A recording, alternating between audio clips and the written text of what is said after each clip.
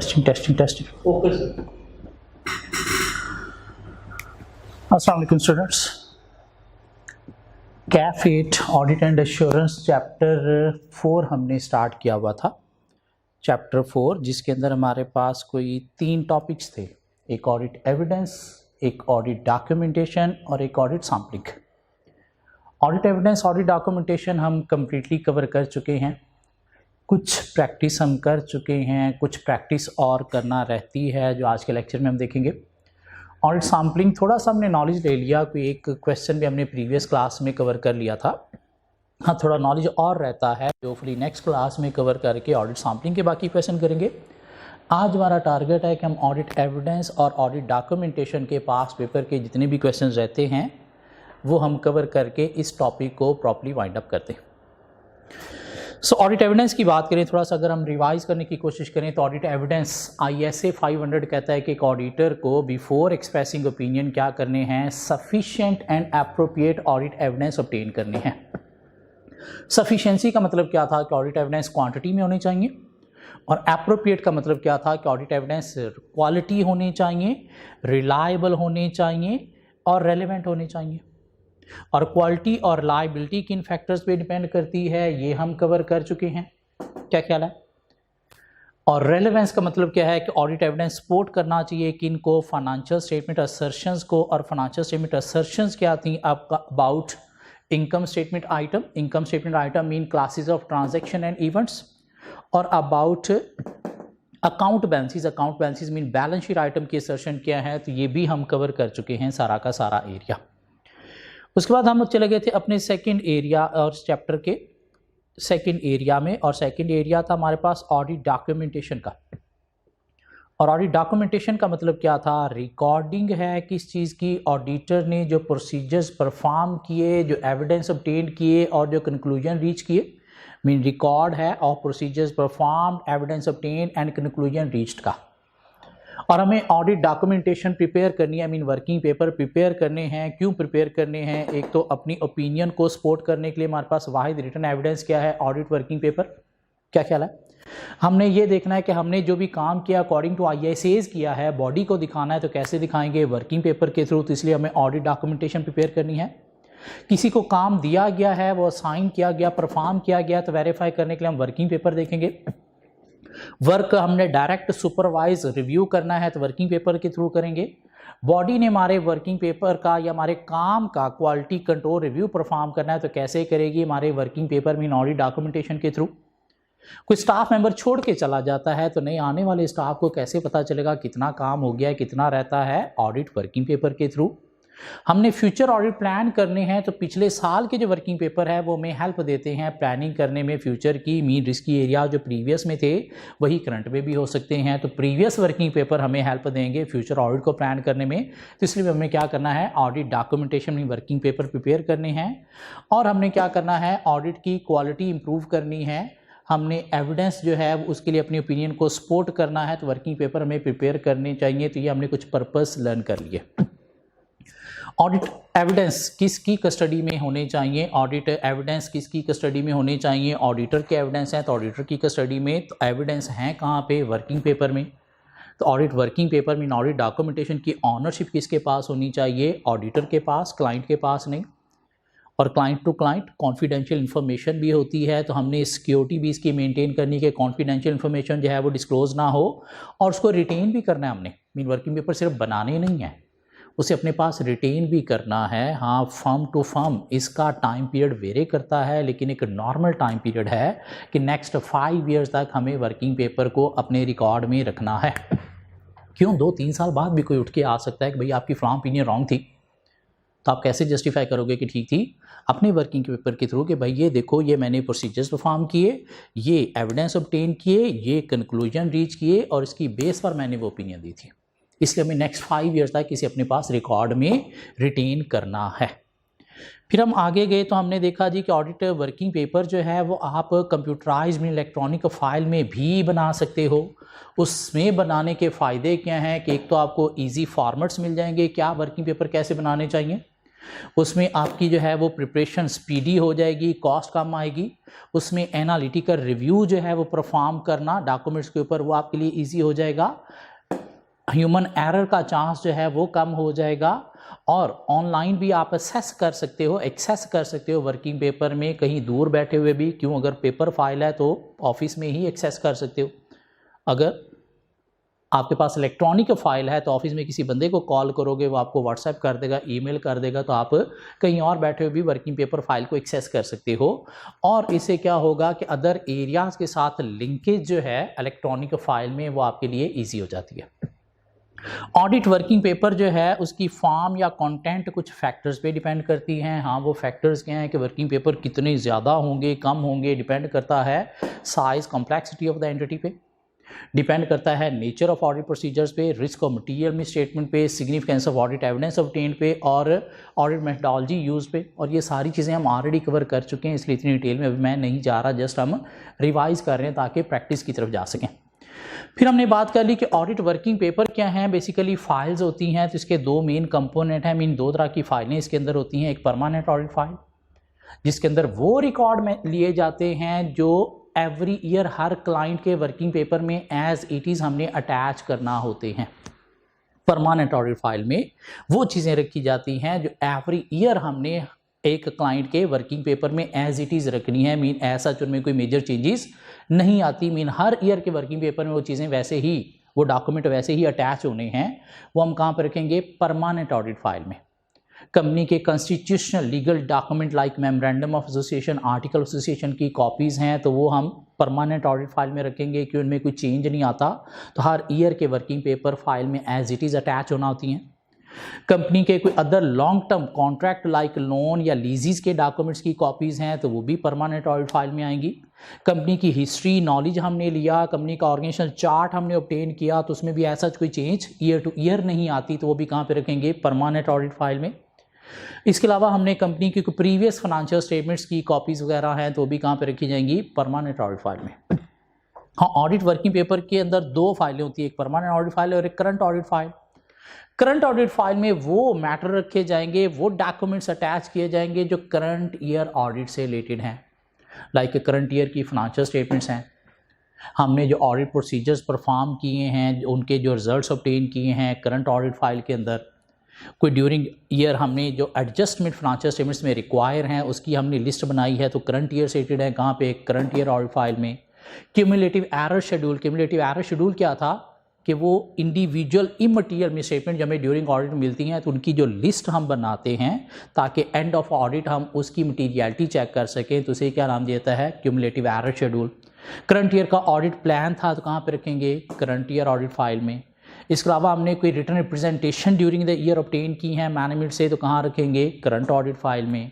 कोई मैनेजमेंट के साथ हमने लेटर लिखे हैं, लाइक लेटर ऑफ वीकनेसेस के थ्रू हमने करंट ईयर की कोई वीकनेसेस जो हैं वो हाईलाइट की हैं, तो भी कहाँ पे रखेंगे? करंट ऑडिट फाइल के अंदर। जिसके अलावा हमने क्या पढ़ लिया कि क्या ऑडिट डॉक्यूमेंटेशन की असेंबली जो है वो ज़रूरी है, तो यस, असेंबल भी करना है आपने। ऑडिट डॉक्यूमेंटेशन असेंबल करने का मतलब क्या है? वो फाइलें दोनों बनानी है आपने, और ना सिर्फ बनानी है, उन्हें अपने पास रिटेन भी करना है। हाँ, ये जो ऑडिट डॉक्यूमेंटेशन आप असेंबल कर रहे हो, तो क्या इसके अंदर ऑडिट डॉक्यूमेंटेशन के अंदर कोई चेंजेस हो सकती हैं? तो यस, चेंजेस दो तरह की हो सकती हैं। एक एडमिनिस्ट्रेटिव पर्पज़ के लिए चेंजेस हो सकती हैं, एडमिनिस्ट्रेटिव पर्पज़ के लिए चेंजेस हो सकती हैं, और दूसरी चेंज एक्सेप्शनल सर्कमस्टांसिस की सूरत में हो सकती है। एडमिनिस्ट्रेटिव पर्पज़ के लिए ऑडिट डॉक्यूमेंटेशन में चेंजेस हो सकती हैं 4 सिचुएशंस में। आपने कोई डिलीट करने हैं, डिस्कार्ड करने हैं, सुपरसीडेड मीन एक्सपायर या अनइम्पॉर्टेंट डॉक्यूमेंट, तो सूरत में डॉक्यूमेंट्स में चेंजेस हो सकती है एडमिनिस्ट्रेटिव पर्पज़ के लिए। क्रॉस रेफरेंसिंग या सॉर्टिंग के लिए आप जो है वो एडमिनिस्ट्रेटिव पर्पज़ के लिए चेंजेस हो सकती है। कंप्लीशन चेकलिस्ट कंप्लीशन पे, साइनिंग ऑफ पे जो है वो कोई चेंजेस हो सकती है, कहाँ पे? एडमिनिस्ट्रेटिव पर्पज़ के लिए डॉक्यूमेंट्स में।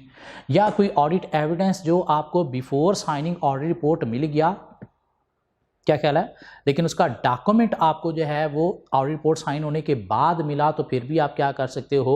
वर्किंग पेपर में चेंजेस कर सकते हो। मीन वो डॉक्यूमेंट अटैच करते वक्त, मीन वो पहले वाला अगर कोई एविडेंस लाइक कोई आपको व्हाट्सएप की कॉपी मिली थी या कोई स्नैपशॉट मिली थी, लेकिन अब आपको मेन डॉक्यूमेंट मिला है, तो सूरत में आप चेंज कर सकते हो।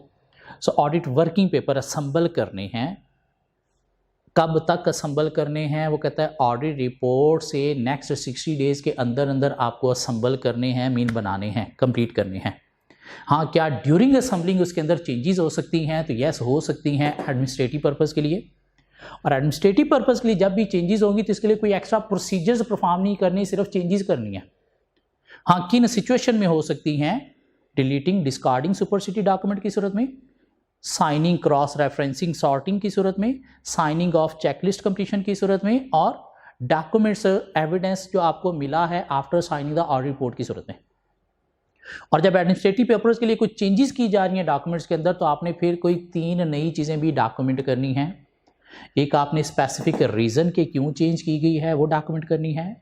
Who made the change and when, ये भी आपने डॉक्यूमेंट करना है। और उन चेंजेस को किसने रिव्यू किया, who reviewed the changes and when, ये भी आपने डॉक्यूमेंट करना है। तो ऑडिट वर्किंग पेपर असेंबल करने के दौरान या असेंबल करने के बाद या चेंजेस हो सकती हैं 2 तरह की, एडमिनिस्ट्रेटिव पर्पज़ के लिए और दूसरा एक्सेप्शनल सर्कमस्टांसिस की सूरत में। एडमिनिस्ट्रेटिव पर्पज़ के लिए ये 4 सूरतों में चेंज होगी और सूरत में कोई एडिशनल प्रोसीजर्स परफॉर्म नहीं करने, जस्ट आपने डॉक्यूमेंट्स को चेंज करना है। एक्सेप्शन सर्कमस्टांसिस क्या है? कि आपको कोई सब्सीक्वेंट इवेंट आइडेंटिफाई हुआ या रिपोर्ट साइन करने के बाद कोई मिस स्टेटमेंट नज़र आई फाइनेंशियल स्टेटमेंट्स के अंदर, तो उसके बाद आपने कुछ प्रोसीजर्स परफॉर्म करके देखा कि वाकई ही ये मिस स्टेटमेंट है या नहीं, ये सब्सीक्वेंट इवेंट का इंपैक्ट ऑन फाइनेंशियल स्टेटमेंट है या नहीं। तो दिस मीन्स एक्सेप्शनल सर्कमस्टांसिस में आप कोई प्रोसीजर परफॉर्म करोगे और उसके बाद चेंजेस करोगे। और जब एक्सेप्शनल सर्कमस्टांसिस में आप कोई चेंजेस कर रहे हो तो फिर आपने 4 चीज़ें जो हैं वो डॉक्यूमेंट करनी है। नंबर 1, आपने रीज़न फॉर द चेंज जो है वो डॉक्यूमेंट करनी है। आइदर सब्सीक्वेंट इवेंट कोई था तो क्या इसका इंपैक्ट फाइनेंशियल स्टेटमेंट पे था, या कोई miss statement after signing audit report आपको आइडेंटिफाई हुई है तो उसका फाइनेंशियल स्टेटमेंट्स के ऊपर क्या इंपैक्ट है, तो वो आपने रीज़न डॉक्यूमेंट में चेंज करने की डॉक्यूमेंट करनी है। दूसरा, आपने जो प्रोसीजर परफॉर्म किया उसके थ्रू जो एविडेंस ऑब्टेन किए, उसके थ्रू जो कंक्लूजन रीच किया और उसका इंपैक्ट ऑन ऑडिट ओपिनियन क्या है। Procedure perform, evidence obtained, conclusion reached and impact on audit report क्या है वो डॉक्यूमेंट करना है। किसने चेंज की और कब की, और किसने उस चेंज को रिव्यू किया और कब किया, ये भी डॉक्यूमेंट करना है। मीन एडमिनिस्ट्रेटिव पर्पस के लिए जब चेंजेस करोगे तो सिर्फ आपने 3 चीजें डॉक्यूमेंट करनी है, reason, who made the changes and when, and who reviewed the changes and when. लेकिन जब एक्सेप्शनल सर्कमस्टांसिस में आप चेंज कर रहे हो तो उस सूरत में आपने कोई एडिशनल प्रोसीजर भी परफॉर्म किया है तो वो 3 चेंजेस तो होंगी, साथ चौथी चीज आपने क्या डॉक्यूमेंट करनी है, procedure performed, evidence obtained, conclusion reached and impact on audit opinion. और ये सारी चीजें हम डिटेल में कवर कर चुके हैं, जस्ट अभी हम ओवरव्यू ले रहे हैं। क्या ख्याल है?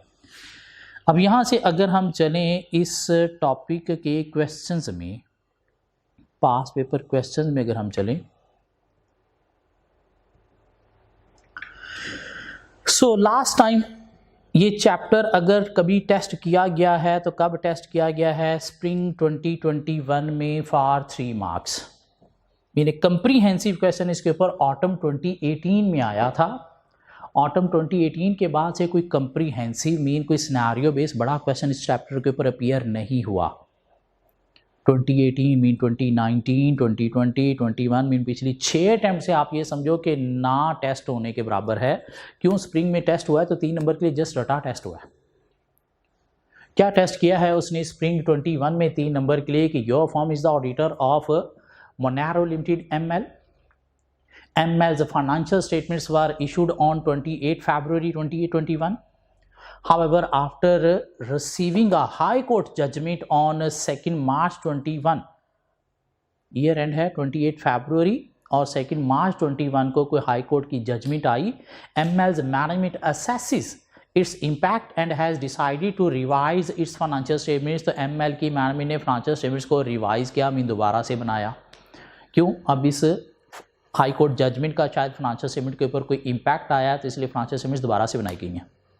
Required, discuss the documentation that is necessary to be included in the audit working file regarding the above matter. Audit procedures are not required. Procedure नहीं आपने लिखने के, मैटर क्या था इसको वेरीफाई किया हमने तो वो हमने ओबियसली किया होगा। क्यों फाइनेंशियल स्टेटमेंट में चेंज होने जा रही, किस वजह से होने जा रही, तो वो वजह को हमने वेरीफाई किया होगा प्रोसीजर परफॉर्म करके। दिस मीन हमने जो पहले एविडेंस लिए थे अब और भी एविडेंस लिए हैं। दिस मीन अगर हमने पहले वर्किंग पेपर प्रिपेयर किए थे तो अब फिर वर्किंग पेपर को हम चेंज करने जा रहे हैं इस नई मैटर से रिलेटेड। क्या ख्याल है? तो क्या करना है जी, discuss the documentation that is necessary to be included in the audit working file regarding the above matter. तो इस मैटर से related audit file working file के अंदर क्या चीज़ डॉक्यूमेंट होगी? तो डॉक्यूमेंट हो रही है ये आइदर एडमिनिस्ट्रेटिव पर्पज़ के लिए हो रही है या फिर एक्सेप्शन सर्कमस्टांसिस में हो रही है। पहले तो ये हमें डिसाइड करना पड़ेगा। तो ये शायद सब्सीक्वेंट इवेंट है, फाइनेंशियल स्टेटमेंट्स बनने के बाद का एक इवेंट है जिसका इम्पैक्ट फाइनेंशियल स्टेटमेंट्स के ऊपर आया है। तो एक्सेप्शनल सर्कमस्टांसिस की सूरत में चेंज हो रही है, जिस सूरत में ऑडिटर ने कुछ एक्स्ट्रा ऑडिट प्रोसीजर्स भी परफॉर्म किए होंगे टू वेरीफाई दिस चेंज। तो आपको डॉक्यूमेंट करना है, क्या चीज़ें डॉक्यूमेंट करनी है? 4 चीज़ें डॉक्यूमेंट करनी हैं। क्या अभी हमने पीछे पढ़ी, नंबर 1 आपने specific reason for making the change जो है वो डॉक्यूमेंट करनी है। दूसरा आपने audit procedures performed, evidence obtain, conclusion reached and its impact on audit report document करना है। तीसरा आपने who made the changes and when document करना है। और चौथा आपने who reviewed the changes and when document करना है। मीन रट्टा लिखना था कितने मार्क्स के लिए? 3 नंबर के लिए। इसके अलावा अगर देखा जाए तो पिछली 6 अटैम्प्ट्स में एग्जामिनर ने कोई चीज़ इस चैप्टर से टेस्ट नहीं की। दिस मीन कमिंग अटैम्प्ट के लिए चैप्टर बहुत इंपॉर्टेंट है, स्पेशली ऑडिट सैम्पलिंग और ऑडिट एविडेंस का एरिया। क्यों? ऑडिट सैम्पलिंग 2018 में टेस्ट हुआ था, उसके बाद से टेस्ट नहीं हुआ। और ऑडिट एविडेंस की अगर हम बात करें ये तो बहुत पुरानी बात होगी, शायद 2016 में टेस्ट हुआ था, उसके बाद से टेस्ट नहीं हुआ। और पूरा एक चैप्टर है हमारे पास सिलेबस में, तो इतना लॉन्ग टर्म इग्नोर नहीं हो सकता। ईजी है चैप्टर, मुश्किल नहीं है। और 8-10 नंबर का भी एक क्वेश्चन यहाँ से अपीयर होता है तो इजी मार्क्स होंगे पेपर को पास करने के लिए। जिससे अगर हम आगे चलें देखें तो ऑडिट डॉक्यूमेंटेशन टेस्ट हुआ था ऑटम 16 में 3 + 3 6 मार्क्स के लिए। ऑटम 16 में 6 मार्क्स के लिए 2 पार्ट एग्जामिनर ने टेस्ट किए यहाँ से।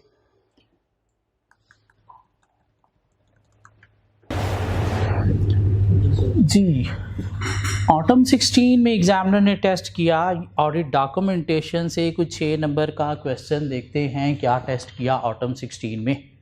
3 नंबर का एक पार्ट ए है हमारे पास और एक 3 नंबर का पार्ट बी है। पार्ट ए क्या कहता है? State the auditor's responsibility in respect of assembly of final audit file. Assembly of final audit file stated auditor की क्या रिस्पॉन्सिबिलिटी है? तो ऑडिटर को क्या करना है? ऑडिट डॉक्यूमेंटेशन प्रिपेयर करना है। क्या ख्याल है? और इसका फाइल असेंबली करनी है from audit report date till next 60 days. Mean audit report से नेक्स्ट 60 डेज़ के अंदर अंदर आपको असेंबल करनी है। और असेंबल करने के बाद क्या करना है? आपको रिटेन भी करनी है, जो procedure company to company vary करता है। हाँ, एक नॉर्मल जो प्रोसीजर है वो क्या है? नेक्स्ट 5 ईयर्स तक आपको क्या करना है? ऑडिट डॉक्यूमेंटेशन फाइल को रिकॉर्ड में रिटेन करना है। क्या कह रहा है? ये कुछ 3 बातें की जा सकती 3 नंबर की। साथ पार्ट बी कहता है the audit report of Salim limited was signed on 30th April 2016। Year ended 30th April 2016। नहीं, ऑडिट रिपोर्ट इस डेट पे साइन हुई है। After issuance of the audit report, the auditor was informed that a major debtor has become bankrupt. Report sign करने के बाद आपको पता चला कि एक डेटर लिखा हुआ था वो बैंकरप्ट हो गया है। ये कोई सब्सीक्वेंट इवेंट है।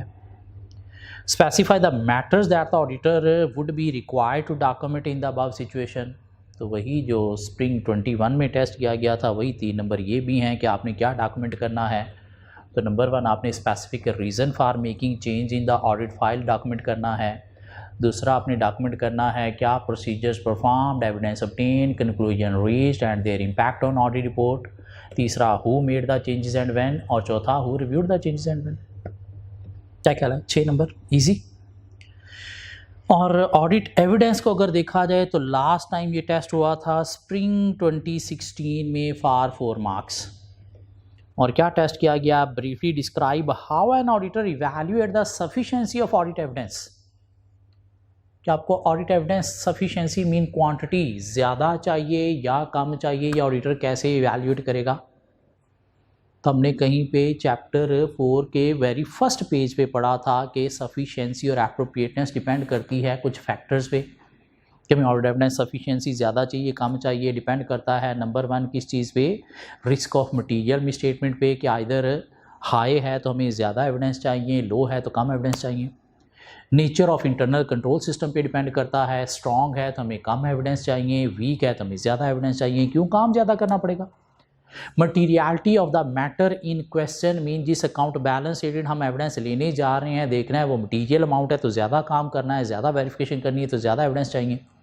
नहीं, इमटीरियल अमाउंट है थोड़ा सा काम करना है जस्ट अपनी सेटिस्फैक्शन के लिए, वाकई ये चीज़ ठीक है, तो उसके लिए हमें एविडेंस भी कम चाहिए। डिपेंड करता है ऑडिटर के नॉलेज एक्सपीरियंस के ऊपर भी, कि ऑडिटर का नॉलेज एक्सपीरियंस बताता है कि पर्टिकुलर अकाउंट बैलेंस में मिसस्टेटमेंट के चांसेस इस टाइप की कंपनी में ज़्यादा होते हैं, तब हमें एविडेंस ज़्यादा चाहिए। नहीं, इस अकाउंट बैलेंस से रिलेटेड इस टाइप की कंपनी में एविडेंस कम हो, प्रॉब्लम्स कम होती है, तो हमें एविडेंस भी क्या चाहिए, कम चाहिए। तो रटा लिखना था, ऑलरेडी बुक के अंदर फर्स्ट पेज ऑफ चैप्टर 4 पे लिखा हुआ है, तो वही यहाँ पे छाप देना है। जिससे अगर हम आगे देखें, प्रीवियस अगर चलें तो ऑडिट डॉक्यूमेंटेशन एग्जामिनर ने टेस्ट किया था स्प्रिंग 15 में, और एक बड़ा ही अच्छा कोई 7 नंबर का क्वेश्चन टेस्ट किया इसके ऊपर 7 मार्क्स के लिए। क्वेश्चन नंबर 3 ऑफ स्प्रिंग 15 क्या टेस्ट किया गया जी? While reviewing the final audit file of XYZ limited for the year ended 30 June 2014, you have identified that certain amendments were made in the final audit file after the date of the auditor's report. Mean audit report के बाद audit documents के अंदर कुछ amendments mean changes की गई हैं, तो क्या की जा सकती हैं? यस, की जा सकती हैं। एडमिनिस्ट्रेटिव पर्पज़ के लिए भी की जा सकती हैं, और exceptional circumstances like subsequent event या statement identified after audit report की सूरत में भी की जा सकती हैं। सो अमेंडमेंट्स की गई हैं। Comment on the above situation in the light of international standard on auditing, तो आपने कमेंटिंग करनी है अबव सिचुएशन के ऊपर। दिस मीन वो फाइल असम्बली में जो चेंजेस वाली बातें थी वो सारी की सारी आपने लिख देनी है, कि भाई फाइल असम्बली के ड्यूरिंग भी चेंजेस की जा सकती है एडमिनिस्ट्रेटिव पर्पज़ के लिए, जहाँ पे कोई एडिशनल प्रोसीजर परफॉर्म नहीं करने, हाँ वो की जा सकती है 4 सिचुएशन में। नंबर 1 आपने डिस्कार्ड करना है, डिलीट करना है सुपरसिडी डॉक्यूमेंट्स को। नंबर 2 आपने सॉर्टिंग या क्रॉस रेफरेंसिंग करनी है वर्किंग पेपर्स की। नंबर 3 आपने साइनिंग ऑफ करनी है फाइनल चेकलिस्ट पे। और नंबर 4 डॉक्यूमेंट्स आपको जो है वो मिला है of evidence obtained before audit report sign. और अगर चेंजेस एडमिनिस्ट्रेटिव पर्पज़ के लिए की जा रही हैं तो आपने डॉक्यूमेंट करना है specific reason for making the change, who made the change and when, and who reviewed the change and when. ये चेंजेस की जा सकती हैं एक्सेप्शनल सर्कमस्टांसिस में, लाइक आपको कोई सब्सिक्वेंट इवेंट आइडेंटिफाई हुआ है after signing the audit report, या फिर कोई मटीरियल मिसस्टेटमेंट आइडेंटिफाई हुई है, तो सूरत में आपने डॉक्यूमेंट करना है क्या, who made the change and when, who reviewed the change and when, specific reason, और साथ चौथी चीज़ क्या थी, procedure performed, evidence obtained, conclusion reached and their effect on audit report. Mean ये सारा का सारा जो है ये पेज 42 वाला रटा आपने उठा के यहाँ पे छाप देना है। क्या कह रहा mean straight forward, audit documentation से स्ट्रेट फॉरवर्ड ही क्वेश्चन टेस्ट हो रहे हैं, ऑडिट एविडेंस से भी स्ट्रेट फॉरवर्ड ही क्वेश्चन टेस्ट हो रहे हैं, लेकिन हमने कुछ सिनेरियो बेस्ड भी प्रीवियस लेक्चर्स में ऑडिट एविडेंस के क्वेश्चंस कवर किए हैं। जिससे आगे अगर हम चलें तो ऑडिट एविडेंस का एक क्वेश्चन हमें मिलेगा ऑटम 13 में भी। ऑटम 13 में ऑडिट एविडेंस का हमें क्वेश्चन मिलेगा। Narrate the circumstances under which the auditor would resort to following techniques while selecting for test of detail and test of control। खैर ये तो सैम्पलिंग का क्वेश्चन है, क्वेश्चन नंबर 7 नहीं। Question number 1 part B, briefly explain any 6 methods for collecting audit evidence. तो audit evidence collect करने के methods थे हमारे पास, procedures for collecting audit evidence 7 थे, inspection, observation, inquiry, confirmation, recalculation, reperformance and analytical procedure. तो कोई से 6 यहाँ पे क्या करने हैं आपको, वॉमट करने हैं स्ट्रेट फॉरवर्ड, और 12 मार्क्स है। क्या कह रहा है, स्ट्रेट फॉरवर्ड बुक में लिखे हुए हैं, विद एग्जाम्पल लिखे हुए हैं, तो हम एग्जाम्पल के साथ एक्सप्लेन कर देंगे। जिससे प्रीवियस अगर हम देखें तो स्प्रिंग 11 में एग्जामिनर ने ऑडिट डॉक्यूमेंटेशन के ऊपर एक बहुत अच्छा क्वेश्चन टेस्ट किया फॉर 11 गुड मार्क्स। 11 मार्क्स के लिए ऑडिट डॉक्यूमेंटेशन के ऊपर एक क्वेश्चन टेस्ट किया गया। Question number 6, required after appropriate explanation for each of the above issues. ऊपर कुछ इश्यूज दिए गए हैं A, B, C, तो आपने एप्रोप्रिएट एक्सप्लेनेशन देनी है। देखते हैं जी क्या इश्यूज हैं। कहते हैं you are the training manager at Guava and company chartered accountants. Some trainees in the firm have requested you to clarify the following issues. क्या इश्यूज हैं जी? Part A, can the auditor discard any audit document forming part of his opinion after the issuance of auditor's report। Mean audit report issue होने के बाद क्या auditor audit documents को discard कर सकता है, मीन फेंक सकता है, ज़ाया कर सकता है? नो, हमें क्या करना है? ऑडिट डॉक्यूमेंट्स प्रिपेयर करने हैं। क्यों? ये रिकॉर्ड है किस चीज़ का? Procedure performed, evidence obtained and conclusion reach का। और क्या करने हैं? हमने इन्हें असम्बल करना है within 60 days from audit report date, और इसे रिटेन करना है। और retention time period procedure vary करता है फर्म टू फर्म, बट एक normal time period, retention time period क्या है? नेक्स्ट 5 ईयर्स तक। ये बातें करनी है इसके अंदर कि नहीं डिस्कार्ड किया जा सकता। हमने प्रिपेयर करना है, असम्बल करना है किस डेट से किस डेट तक, और हमें नेक्स्ट 5 ईयर्स तक रिटेन भी करता है। हाँ, फर्म टू फर्म ये रिटेंशन पीरियड वेरी करता है। And part B, the changes that can be incorporated during the final file assembly process, citing 3 such example. तो आपने 3 एग्जाम्पल देनी है जो चेंजेस की जा सकती हैं असेंबली प्रोसेस के दौरान। तो हमने 4 पढ़ी थी एडमिनिस्ट्रेटिव पर्पज़ के लिए। डिलीटिंग और डिस्कार्डिंग सुपरसीडेड डॉक्यूमेंट की सूरत में चेंजेस हो सकती है। Sorting cross referencing of working paper की सूरत में चेंजेस हो सकती है। Signing off at completion checklist की सूरत में चेंजेस हो सकती है। या documents obtained after signing the audit report whose evidence has been confirmed before signing audit report, तो सूरत में चेंजेस की जा सकती हैं। तो 4 बातें थी, हमने तो यहाँ पे 3 लिखनी। और साथ part C, the circumstances under which it becomes necessary to modify the existing audit documents or add new audit documents after the issuance of the auditor's report and the matter that should be documented in such a situation। तब आपने बताने हैं वो circumstances जिसकी सूरत में working paper में changes हो सकती हैं, और साथ आपने बताना है कि डॉक्यूमेंट क्या करना है। तो वर्किंग पेपर में चेंजेस हो सकती हैं एडमिनिस्ट्रेटिव पर्पज़ के लिए, जिस सूरत में कोई एडिशनल प्रोसीजर्स परफॉर्म नहीं करने, और चेंजेस हो रही हैं तो आपने डॉक्यूमेंट करना है the reason for making the change, who perform the change and when, who reviewed the change and when. क्या ख्याल है? और दूसरा, चेंजेस हो सकती हैं in exception circumstances like any subsequent event और material misstatement identified after signing the audit report. और सूरत में चेंजेस सूरत में आपने डॉक्यूमेंट करना है क्या? तब specific reason for making the change, procedure performed, evidence obtained, conclusion reached, impact on audit report, who made the change and when, who reviewed the change and when. सारा का सारा रटा कर रटा ही लिखना है आपको 11 मार्क्स के लिए। और ये क्वेश्चन नंबर 6 जो है वो आपका एज ए असाइनमेंट है। एज ए असाइनमेंट आपने स्प्रिंग 11 का क्वेश्चन नंबर 6 जो है वो अटेम्प्ट करना है नेक्स्ट क्लास तक। जिससे आगे अगर हम चलें तो ऑडिट डॉक्यूमेंटेशन स्प्रिंग 10 में भी टेस्ट किया गया 7 मार्क्स के लिए। क्या टेस्ट किया गया? The preparation of working paper is an integral part of the auditor's responsibility. Mean important है, yes. Identify the factors that the auditor should consider while determining the forms, content and extent of audit working paper। तो audit working paper की form, content और extent depend करती है कुछ factors पे, और वो फैक्टर्स क्या हैं वो आपने बताने हैं। तो फैक्टर्स हमने ऑलरेडी जो है वो बुक के अंदर पढ़े हुए हैं। कहाँ पे पढ़े हैं सर हमने वो फैक्टर्स? ये हमने पढ़े हैं जी पेज 41 पे। एक तो size and complexity of the entity है जिस पे डिपेंड करती है form, extent and content. Nature of audit procedure perform, risk of material misstatement, significance of the audit evidence obtained and the audit methodology and tool used. क्या कहना है? रटा vomit करना है यहाँ पे भी। 7 मार्क्स दे दिए उसने में जी। उससे आगे अगर हम देखें तो ऑडिट डॉक्यूमेंटेशन टेस्ट हुआ कहाँ पे? ऑटम 9 में, ऑटम 2009 में फॉर 10 गुड मार्क्स। ऑटम 9 का क्वेश्चन नंबर 10 के question number 5, question number 5 10 number के लिए। You work as assistant manager in one of the leading firm of chartered accountants. Your partner has asked you to prepare a presentation for some of the newly recruited staff. As part of this presentation, you are required to explain the nature and objective of maintaining audit documentation. तो 10 number के लिए आपने nature and maintaining of audit documentation जो है वो आपने explain करना है।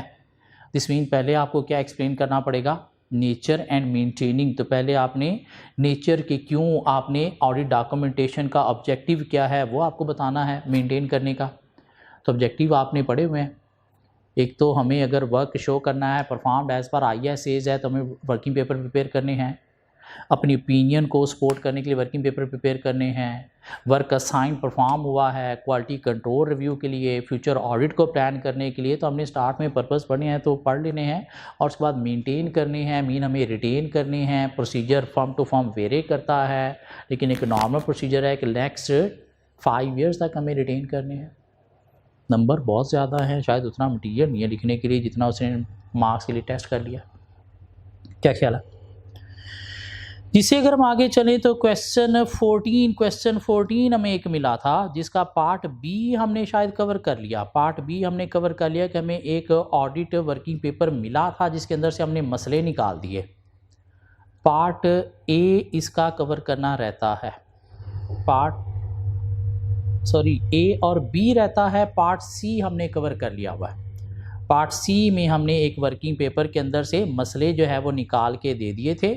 एक अच्छे वर्किंग पेपर की क्वालिटीज़ क्या क्या होती हैं उसके अकॉर्डिंगली पार्ट ए और बी रहता है। तो आइए देखते हैं पार्ट ए क्या है।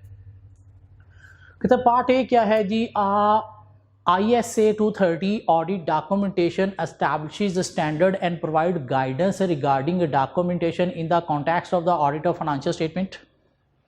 मेन ऑडिट डॉक्यूमेंटेशन के ऊपर स्टैंडर्ड है ISA 230, तो उसने सारी गाइडेंस दी है। मीन जो चीज़ें हमने पढ़ी ऑडिट डॉक्यूमेंटेशन की बुक के अंदर 2 पेजेस वो हमारे अपने लिखे हुए नहीं हैं, किसके हैं, स्टैंडर्ड के हैं। ठीक हो गया। स्टैंडर्ड कहता है कि इन सिचुएशन में चेंजेस हो सकती हैं, चेंजेस करते वक्त क्या डॉक्यूमेंट करना है, ये स्टैंडर्ड कहता है। स्टैंडर्ड कहता है 2 फाइल प्रिपेयर करनी है। सो करना क्या आपको जी, part A for 3 marks, list the purpose of audit working paper. तो पर्पस कोई से 3 लिख दो। क्या कहना है, ओपिनियन को सपोर्ट करने के लिए, वर्क परफॉर्म पर ISAs के लिए, फ्यूचर ऑडिट को प्लान करने के लिए, वर्क का क्वालिटी कंट्रोल रिव्यू परफॉर्म करने के लिए, कंटिन्यूटी ऑफ ऑडिट के लिए। मीन को स्टाफ छोड़ के चला गया तो नए आने वाले स्टाफ को कैसे पता चलेगा कितना वर्क हो चुका है, कितना रहता है। ये क्या है, कंटिन्यूटी ऑफ ऑडिट के लिए in case of staff leave. Part B है हमारे पास कोई 8 गुड मार्क्स के लिए, 8 अच्छे नंबर के लिए हमारे पास पार्ट बी है। क्या है part B? You have recently been promoted to audit manager in the audit firm of terms and company. क्या आपको अपनी फर्म के अंदर as a audit manager promotion मिल गई। As part of your new responsibilities you have been placed in charge of the audit of Specs for you company. तो आपको एक स्पेक्स फॉर यू कंपनी आपका क्लाइंट है जिसके ऑडिट पे assign कर दिया गया as a manager. A long established audit client of terms and company, और पिछले कई सालों से आपकी फर्म ही उस क्लाइंट का ऑडिट कर रही है, लेकिन आप अभी नए मैनेजर गए हो।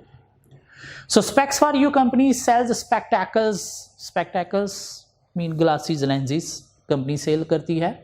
The company owns 42 stores where customers can have their eye tested and choose from a range of frames। ये 42 स्टोर्स हैं कंपनी के जहाँ पे कस्टमर आके अपनी आई टेस्ट करवाते हैं, उसके बाद ग्लासेस फ्रेम्स वगैरह जो है वो सिलेक्ट करके परचेज करते हैं। आप उसके ऑडिट मैनेजर हो, ऑडिट करने जा रहे हो आप पहली दफ़ा, आपकी फर्म पिछले कई सालों से ऑडिट कर रही है। Required for 8 very good marks, list the documentation that should be of assistance to you in familiarising yourself with Specs for you company. Mean इस क्लाइंट जिस पे आप पहली दफ़ा एज ए मैनेजर काम करने जा रहे हो तो आपने वो डॉक्यूमेंट्स की लिस्ट देनी है जहाँ से आपको कंपनी की कुछ फेमिलियरिटी, मीन कंपनी के बिजनेस का नॉलेज मिलेगा, कंपनी के सिस्टम का नॉलेज मिलेगा। क्यों? ऑडिट वर्क प्लान करने से पहले आपको कंपनी के सिस्टम का, बिजनेस का नॉलेज लेना होता है। प्लानिंग करते वक्त आपने रिस्की एरियाज हाईलाइट करना होते हैं, तो उसके लिए भी आपको कुछ डॉक्यूमेंट्स देखना होते हैं, तो वो डॉक्यूमेंट्स की आपने लिस्ट देनी है। And describe the information you should expect to obtain from each document, और साथ आपने एक्सप्लेन भी करना है कि उस डॉक्यूमेंट से आपको क्या इंफॉर्मेशन मिलेगी, किस पर्पज़ के लिए, ऑडिट पर्पज़ के लिए उस डॉक्यूमेंट से आपको क्या इंफॉर्मेशन मिलेगी वो भी आपने एक्सप्लेन करना है। मीन आपको क्या करना है, 8 हेडिंग देनी है वो डॉक्यूमेंट्स के नाम जो आपको इस क्लाइंट के ऑडिट से रिक्वायर हैं ऑडिट पर्पज़ अचीव करने के लिए, और फिर उस डॉक्यूमेंट की हेडिंग के बाद आपने को 2-3 लाइनों में बताना है कि यहाँ से आपको इन्फॉर्मेशन क्या मिलेगी, यहाँ से कोई रिस्की एरिया हाईलाइट हो सकता है या कोई इन्फॉर्मेशन मिल सकती है। ज़रा थोड़ा सा दिमाग अगर आप यूज़ करके वो डॉक्यूमेंट्स मेरे साथ लिखने की कोशिश करें, क्या क्या डॉक्यूमेंट्स हो सकते हैं सर? 8 डॉक्यूमेंट आपने लिखने हैं। एक तो कंपनी के आप कह सकते हो कि प्रीवियस वर्किंग पेपर जो है वो आपको चाहिए। क्या ख्याल है? प्रीवियस वर्किंग पेपर्स क्यों चाहिए? क्यों आप फ्यूचर का ऑडिट प्लान करने जा रहे हो तो प्रीवियस क्या रिस्की एरियाज़ थे वो अल्टीमेटली फ्यूचर में भी आपको रिस्की हाईलाइट करने में हेल्प मिलेगी, तो इसलिए आपको प्रीवियस ऑडिट वर्किंग पेपर जो है वो चाहिए। क्यों? पिछले कई सालों से आप ऑडिट करने आ रहे हो, आपकी फर्म करती आ रही है, तो आपको वर्किंग पेपर मिल सकते हैं। हाँ, अगर कोई और फर्म होती है फिर शायद ना मिलते। क्यों? कॉन्फिडेंशियल होते हैं। आपकी अपनी फर्म है तो अपनी फर्म से आप ले सकते हो रिस्की एरियाज़ हाईलाइट करने के लिए, तो एक तो ये हमें चाहिए। क्यों चाहिए? To highlight risky areas as in previous. ठीक हो गया। दूसरा हमें क्या चाहिए सर?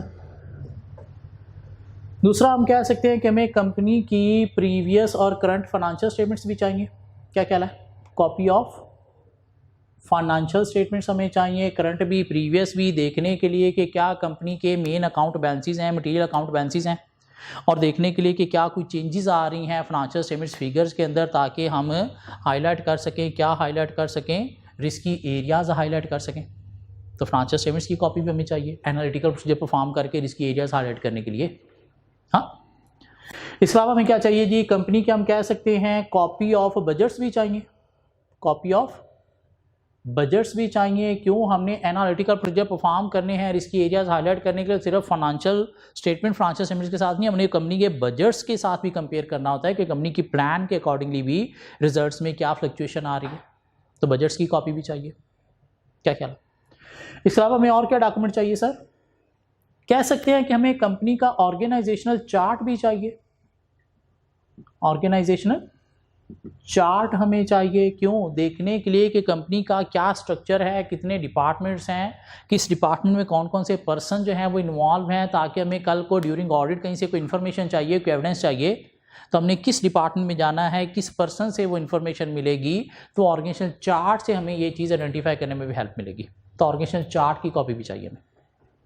इसके अलावा हमें क्या चाहिए? कंपनी के कॉन्स्टिट्यूशनल डॉक्यूमेंट। कॉन्स्टिट्यूशनल डॉक्यूमेंट्स ये कौन से होते हैं sir? Constitutional documents, memorandum of association, article of association की कॉपी भी चाहिए। क्यों? देखने के लिए कंपनी का कितना ऑथोराइज शेयर कैपिटल है, कुछ कंपनी की लिमिट्स, कुछ कंपनी के रूल्स का, पॉलिसीज़ का हमें पता चलेगा, तो उसके लिए हमें कॉन्स्टिट्यूशनल डॉक्यूमेंट्स में मेमोरेंडम एसोसिएशन, आर्टिकल एसोसिएशन की कॉपी भी चाहिए। इनफैक्ट हम यहाँ पे लिख क्या रहे हैं? वो डॉक्यूमेंट्स लिख रहे हैं जो परमानेंट ऑडिट फाइल के अंदर होते हैं। क्यों? वहीं से हमें सारी इंफॉर्मेशन कंपनी की मिलेगी ना, तो परमानेंट ऑडिट फाइल वाले हम डॉक्यूमेंट लिख रहे हैं। क्या ख्याल है? इसके अलावा हमें क्या चाहिए? हमें चाहिए जी कंपनी का पॉलिसी डॉक्यूमेंट भी चाहिए। क्या चाहिए? पॉलिसी डॉक्यूमेंट भी चाहिए, ताकि हम देख सकें कंपनी की क्या पॉलिसीज़ हैं रिगार्डिंग एसेट, क्या पॉलिसीज़ हैं, कितने सालों पे डेप्रिशिएट करते हो आप एसेट को, किस रेट मेथड से डेप्रिशिएट करते हो, क्या कहला है कंपनी की रेवेन्यू रिकॉग्निशन की क्या पॉलिसीज़ हैं, कि उससे भी हमें इंफॉर्मेशन मिलेगी, ड्यूरिंग ऑडिट हमें हेल्प दे सकती है। पॉलिसी डॉक्यूमेंट भी चाहिए। और क्या चाहिए सर? और कोई चीज़? Previous year working paper, copy of financial statements, copy of budgets, organisational chart, constitutional document, policy document, और क्या चाहिए हो सकता है इस क्लाइंट से रिलेटेड हमें, जो हमें ड्यूरिंग ऑडिट हेल्प दे सकता है। ड्यूरिंग ऑडिट हमें हेल्प दे सकता है, जिससे हमें कोई इन्फॉर्मेशन मिलेगी एट प्लानिंग स्टेज, कोई रिस्की एरियाज़ हाईलाइट करने में हमें हेल्प मिलेगी। Policy document, constitutional document, organizational chart, copy of budget, copy of financial statements, previous year working paper. इसके अलावा हम कह सकते हैं कंपनी के अगर कोई लॉन्ग टर्म कॉन्ट्रैक्ट हैं, क्या ख्याल है, कोई लॉन्ग टर्म कॉन्ट्रैक्ट वगैरह हैं, तो उनके हमें जो है वो चाहिए डॉक्यूमेंट्स। लॉन्ग टर्म कॉन्ट्रैक्ट किसके साथ हो सकते हैं? कंपनी के सपोज कोई लीजेस के कॉन्ट्रैक्ट हो सकते हैं, कंपनी ने कोई लॉन्ग टर्म लोन लिया हुआ है उसके कॉन्ट्रैक्ट हो सकते हैं। तो वहाँ से भी हमें इन्फॉर्मेशन मिलेगी कि कब उनकी ड्यू डेट है, क्या उनका इंटरेस्ट रेट है, क्या उनकी प्रिंसिपल की रीपेमेंट कब ड्यू है, ताकि ड्यूरिंग ऑडिट हम देख सकें कि उसके अकॉर्डिंगली सारी चीज़ें फाइनेंशियल स्टेटमेंट्स में रिकॉर्डेड हैं या नहीं है। तो डॉक्यूमेंट्स के नाम दे के साथ कुछ एक्सप्लेनेशन दी जा सकती है कि हमें ये क्यों डॉक्यूमेंट चाहिए। मीन हेडिंग डॉक्यूमेंट का नाम आ गया और साथ थोड़ी सी हम एक्सप्लेनेशन दे देंगे कि हमें प्लानिंग स्टेज पे रिस्की एरियाज करने के लिए डॉक्यूमेंट चाहिए, तो थोड़ा सा रीज़न हमने उस पॉइंट ऑफ व्यू से लिखनी है। और कौन से डॉक्यूमेंट हम लिख रहे हैं? परमानेंट ऑडिट फाइल वाले डॉक्यूमेंट लिख रहे हैं। जिसके अलावा ऑडिट डॉक्यूमेंटेशन और ऑडिट एविडेंस का ऐसा कोई क्वेश्चन ऐसा अभी तक हमारे पास बुक में नहीं रहा जो हमने कवर ना किया हो। हाँ, पीछे क्वेश्चन रह गए हैं ऑडिट सैम्पलिंग के, और ऑडिट सैम्पलिंग से थोड़ा सा नॉलेज और रहता है जो फुली नेक्स्ट लेक्चर में हम कवर करेंगे, और उसके बाद ऑडिट सैम्पलिंग के क्वेश्चन कवर करके इस चैप्टर को प्रॉपर्ली वाइंड अप कर देंगे। सो ये क्वेश्चन आज वाले आपने कवर करने हैं। हाँ, एक क्वेश्चन आपको एज ए असाइनमेंट दिया गया है। कौन सा क्वेश्चन एज ए असाइनमेंट दिया गया है? स्प्रिंग 2011 का क्वेश्चन नंबर 6। स्प्रिंग 2011 का क्वेश्चन नंबर 6 आपकी होम असाइनमेंट है। सो मिलते हैं नेक्स्ट क्लास में कुछ नई चीज़ों के साथ।